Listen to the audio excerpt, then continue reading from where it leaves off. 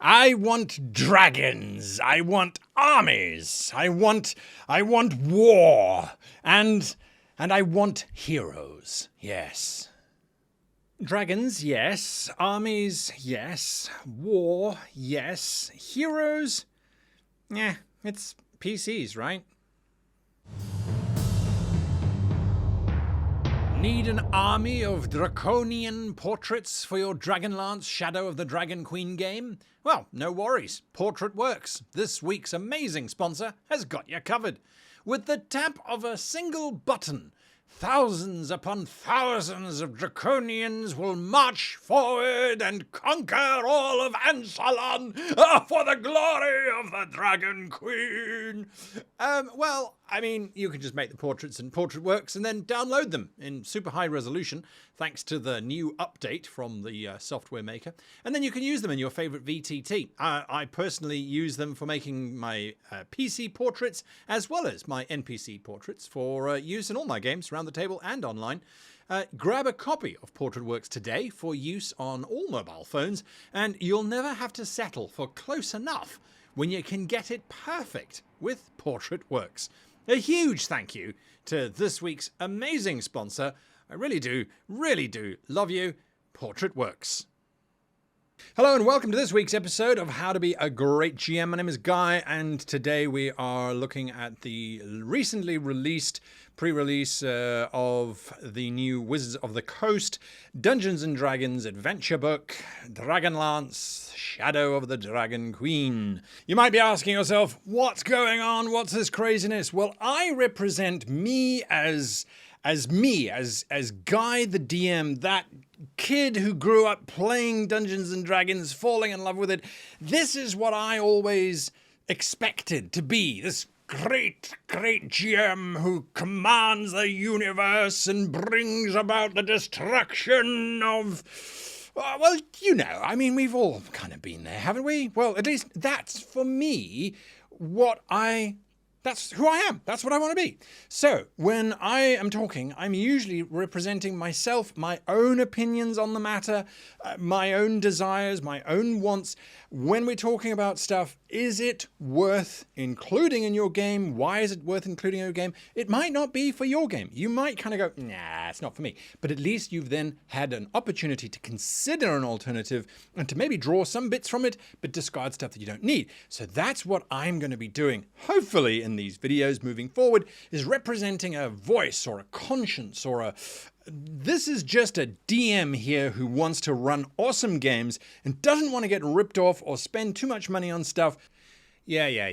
So we're going to be unpacking the book, but very few spoilers. I'm not going to be going into in-depth review of, in this chapter, so-and-so dies horrifically, or this happens there, or this happens there. This is overview stuff. Is this book worth getting? Is this book for you? Is it going to be valuable? Right. So, Dragonlance Shadow of the Dragon Queen is an invasion story. It's a war story. That's what it is. There's nothing stopping us from running a great invasion story. It is not the full picture. It's just a piece. It's called Shadow of the Dragon Queen, not the Dragon Queen. So bear that in mind. Now, I want to see multiple different adventures that are going to be looking at different aspects of war. And I've done videos on these. I know what should be a war campaign, right? So I want to see those, and I want to see how they've done them, and I want to see things in there that are going to be useful to me to use in my game. If they're not there, what's the point of getting the book? Okay, yes, the book does contain 5 adventures, and that takes little characters from level 1 through level 10, and each of those adventures does present you with a variety of different war scenarios. So one is an ambush, one is an escape, one's a scouting and research and understanding kind of adventure, one is a diversionary kind of adventure. So they really do look at the different aspects of a war, of an invasion type story. But bearing in mind, this is just a piece. This is a small section of the Grand War. This is not the entire war in its entirety, because that's English. It isn't. It is a piece of that war. And the book is actually quite explicit in laying it out. When you start to read the book, you're like, hang on a second, there's these things and we're only seeing one of those things. Aha, okay.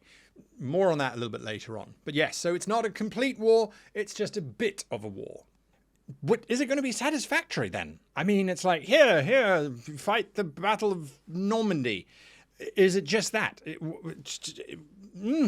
Yeah, as I was saying, it is not the complete war. You do not get to defeat the great Takesis, the Dragon Queen. That's why it's called Shadow of the Dragon Queen. This is a foreshadowing. So if I was a betting man, I would say this is the first one. If it does really well and Wizard of the Coast go, yeah, that did pretty well, I would imagine another at least 2 books in this series, and looking at the war as it unfolds and as it unpacks. That would be, this is the first act, and then we go into second act and third act. That's how I would see it. Is that true? Is it not true? I don't know. I guess it depends on sales, which so many of these products do. So looking at the book, something that immediately struck me is that there is lots of scope for me to be able to add in my own little adventures, to add in my own voice, to make this more of my own kind of story, which is really important to me. I traditionally do not like running pre-generated modules because the outcome is a foregone conclusion. And it defeats the whole purpose of this channel, which is we have plans, we don't have plots. So when I look at the book, are there plans of the villains? Yes, they are. They're not very well laid out, but they are definitely there. And what that means is that I can run the plans of the villains and have the PCs interact with that, following along the suggestions of the book and using the resources that the book gives me, whilst at the same time maintaining my flexibility of being the GM that responds to what the players are doing rather than following a prescripted thing. So I really like that. There are also lots of NPCs. No, let me rephrase that. There are not lots of NPCs. There are a couple NPCs, and I really appreciate this. There are a few NPCs here who've got opportunities for the players to really invest in them and that go on some really exciting player journeys. Even though they're not player characters, they're NPCs. They go on these interesting journeys, and I do like that. Is there support for that, though, in the book? Okay, yes, so the book does contain a couple of really good NPCs who go on really great journeys, I think, and there is a huge potential for your players to get invested with them.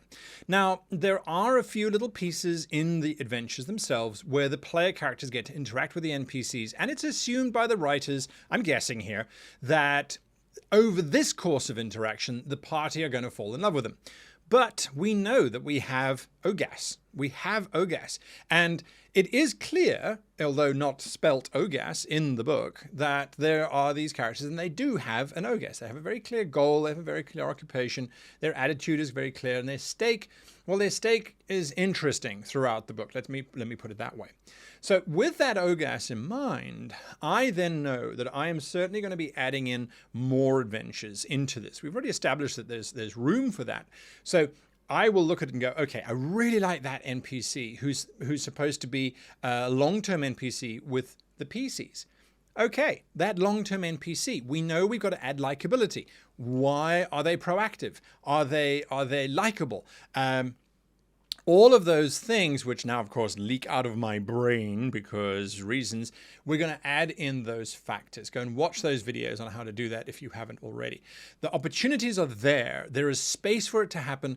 Now, the villains, of course, those villains are a little bit more tricky because both of the big bads, in my opinion, both of them are never present. And one of them, the party should never face. Because if you follow the leveling requirements of the adventure, the party would never be able to actually defeat this one villain. But they're there. And again, that's what makes me think that there's going to be a second book, which is Act 2, where that villain then starts to take prominence, leading us to a climatic third, which I think would be amazing, by the way, if they did that. I think that would be an amazing series of books. So fingers crossed. And if they don't, well, I can't because there's intellectual copyright, so I wouldn't be able to do my own stuff, but I would certainly do my own stuff in my own campaigns. So the villains are never present, which means that we need to make sure that the little clues and things that they have put into the chapters, so they are trying to help us there. but they are very subtle. And a lot of them are buried behind history checks or perception checks or some kind of party journeying to a specific location or taking prisoners. There's a lot of stuff contingent on that. So one of the very first things that I think is very, very important to do when you get this book is to look at what the NPCs are that you are going to want to build into the party, that you are going to want to build those relationships with, identify a strategy for that using what we've spoken about on the channel, and for your villains, because none of them are nemesis. The nemesis is Takesis, the Dragon Queen. She is not in this book, by the way. She's definitely not in the book. It would be insane if she was. She is there in mention, right? So the villains, you need to make sure that your party get wind of them from the very beginning. And because there's two of them, it makes it a little bit more complex. You're going to have to pull off a little bit of a finesse here that your party don't get confused as to what's happening. And I think that's one of the things you're going to have to look out for when you're running this game. Right, $1 million question. Biggest question there is. Battles. If this is a war invasion campaign, battle mechanics, for whatever reason, the writers decided that they weren't going to try and create a mechanic for mass battles. There are no rules on, you have 5,000 warriors, you have 5,000 warriors of mixed different species and levels and abilities, and they fight together. How is that going to work? They don't care. They don't do that. It's not in the book. You won't find it. If you do, then somehow I missed it, and I don't know how I did that. Because the idea is that you get the Warriors of Krynn board game. I did a video on that last week. Go check that out if you really want to understand how that works. Is it streamlined? Could the players just slip straight into that to run it? Yes, they could, but I feel like this book is actually not about the big battles. It's about the interpersonal relationships that the party are supposedly investing and building into in this region that they are fighting for or trying to defend from this invading army. So as a result of that, I'm kind of going, you know, that board game makes it very much more about the army versus the army than it may need to be. So although I love the board game and I like how the board game works, and I love that you can port your character into the board game, I feel like that I'm not going to use it. I'm not going to use it. It's just too disruptive. So what are my alternatives? Well, I have already written, and it goes out to all my Patreons this month, a mini supplement. This is a couple pages on how to do mass combat within the Dungeons & Dragons framework, which I think works really, really well. And I can talk about that in a video. It's on one of my podcasts, by the way, which you can get, the podcast Becoming a Great GM with Guy Sklanders. You can get that on all of your podcast channels. Okay, punt over. Right, so back to the mechanics. There is something, though, that they have added in. I'm not familiar with it, but then again, I haven't read lots of their adventure books. Maybe they've done it before. I don't know. But they've added in a mechanic called the fray. And the fray is this frame, if you will, around a battlefield that assumes that the PCs will be fighting against someone important, someone, the general, the leader, the big bad, or whatever. If the PCs enter into the fray, if they move their character into the fray, there are tables of what happens. They could take random damage from other combatants that are fighting around them. Sometimes things can step out of the fray and attack the PCs that are in the battlefield. So it's a really cool idea. I love it. I think it makes it very dramatic. The book doesn't take it far enough, but it's there. It's definitely there, and you can tweak it and you can use it. I'm not disappointed with what we get from a mechanics perspective in this book. I like it, but I'm changing it. I'm not going to keep it just the same. It's not just this border or this area. I'm going to have my fray being dynamic. It's going to move. It's going to change shape as the battle is rolling on around the PCs. I want it to be a pressure that the PCs can't just stand in one spot and throw spells at the enemy. I want that fray to move and put pressure on them. I think that's going to be really, really cool. Now, is this book worth getting if I can just run my own homebrew? I mean, this whole channel is about running my own stuff, right? It's a good question. Is it worth it? Would I spend $50 buying this book if I didn't run a YouTube channel? Because ultimately, I mean, let's be honest, that's the question, right? And I probably wouldn't have, because I'm very anti pre-written material, right? I don't like the idea of pre-scripting a journey for my player characters to go on. I don't like the idea of them reading it beforehand and going, oh, but you didn't take us through the chasm of doom, so I didn't get the +5 sword that's hidden in the secret room. I don't like that normally. So I probably wouldn't have if I didn't do this. But I can emphatically say I was missing out if I hadn't. And I'm not trying to sell the book. WotC have not given me free copies. I had to spend my $120 or whatever it was to get the full set. And I was very relieved, because I've spent money before on Spelljammer, and you've seen my videos on Spelljammer. I did not like it. This one, yes, you can run your own war story. Yes, it's not hard. Yes, I've done the videos on how to set it up. What I love about this book is it says, okay, yes, you've got all of those abilities. Here is a very logical, very narratively sound structure. Here are some great NPCs which you don't have to think about. You can now add to, you can build upon them. Here are some cool adventure ideas which we know are not going to survive the players interacting with them. But here is a region, here is enough of the plans of the villains that you can run this as your own thing, and you can add in your own stuff. So what I'm looking at this as is, this is someone has done the grunt work for me, and now I get to come in and do the cool stuff. And there is not so much that I have to try and memorize everything, and I'm not intimidated by that anymore. I'm just going, yeah, cool. Chapter 3, I think it is in the actual book, but Adventure 1, this needs to happen. And there's some cool ideas for a this and for a that, which I'm going to incorporate. I didn't have to think about them. I didn't have to come up with them. Okay. Last question, I promise. Anything odd, anything unusual, anything that's going to make me go, oh, God, why would they do this? Why would they put fixed toilets on a sailing ship? Yes, I haven't got over that. And yes, it's 4 years or 5 years since Ghosts of Saltmarsh came out. Yes, it still infuriates me. Is there anything that's going to cause me to do that in this book? There is more here that is good than odd. The only odd thing that I find... It's not odd. At the very beginning, the MacGuffin to get all the player characters together, right, is the players have to attend to a funeral. And I don't think that's too much of a spoiler, because it's literally the first thing that they will do. And it's this NPC that's died. And they're just supposed to roleplay that they have had this long history with this NPC, and they're super sad, and there's some cool little things in there, little mechanics for the funeral that the players can get some rewards and stuff for.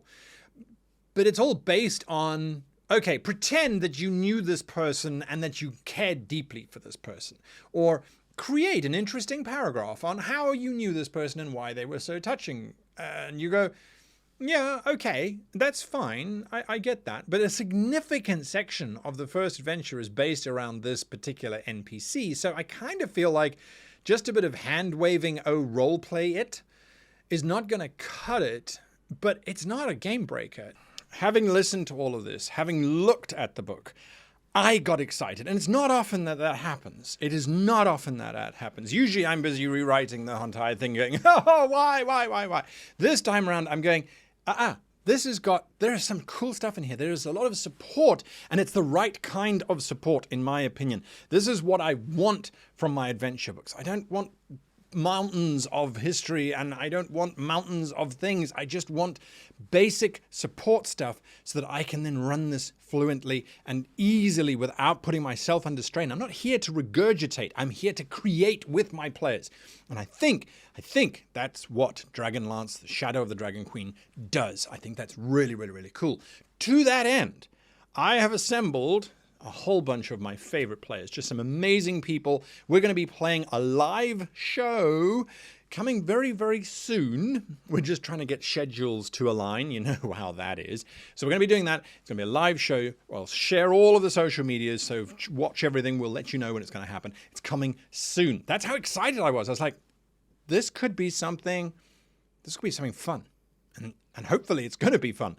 Now, I would also like to unpack each of the different adventure chapters and go, okay, well, this is what I'm going to be doing in the next couple of weeks. This is how I'm going to do it. If you want that, the only way that I'm going to know is put it down in the comments. Let me know, do you want some unpacking videos, much more in depth than what's been happening here?